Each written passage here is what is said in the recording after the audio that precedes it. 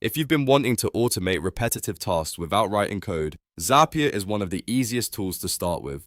In this beginner tutorial, I'll show you how to use Zapier step by step, from creating your first workflow to testing it and publishing it live. By the end, you'll understand the basic setup and how Zapier connects apps so they can work together automatically. If this video helps, make sure to hit like and subscribe for more simple software tutorials. Alright, let's jump in. First, go to Zapier in your browser and sign into your account. Once you land on the homepage, look for the Create option. This is where you'll start building automations, which Zapier calls Zaps. Click Create and then choose Zap Workflows. That will open the workflow builder where you can begin setting up your automation.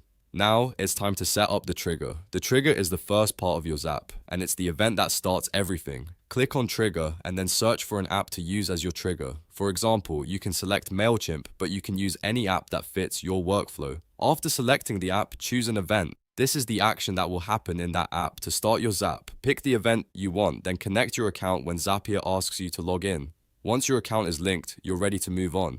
Next comes the action. The action is what Zapier will do after the trigger happens. Click on Action, then search for another app. For example, you could choose Google Sheets. After that, click on Choose an Event and select the action you want Zapier to perform inside that app. This could be adding a row, creating a record, sending data, or another task depending on the app you choose. Then log into that account as well, so Zapier can access it and complete the automation. Once both your trigger and action are connected, you'll see the option to build it in the top area. This is where Zapier puts your workflow together so you can review everything before turning it on.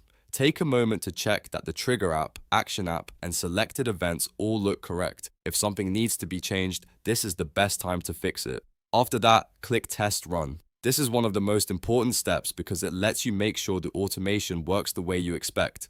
Zapier will run a test using the apps and settings you selected. Review the results carefully to confirm that the data is moving properly from the trigger app to the action app. If the test looks good, you're ready for the final step.